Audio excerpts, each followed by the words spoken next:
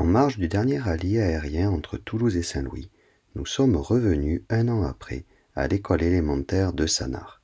Le projet humanitaire Une brique pour Sanars, mis en place en 2018 et déjà présenté au cours d'une chronique précédente sur Aéromorning, vise à récolter des fonds pour permettre la construction de ces 3 classes en dur.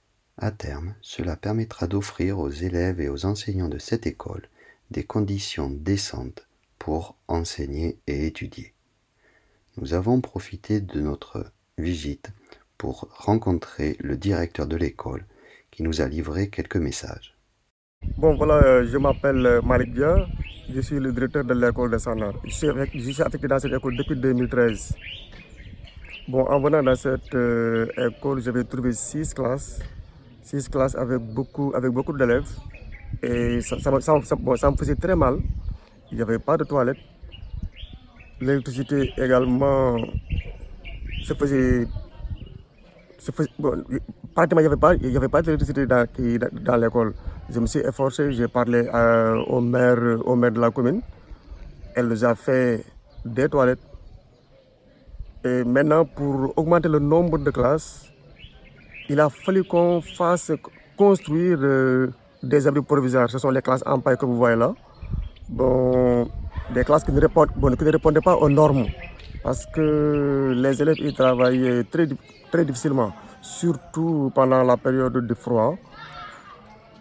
Et pendant les périodes où également il y a beaucoup de vent, beaucoup de poussière, c'était impossible, quoi. C'était impossible, franchement impossible.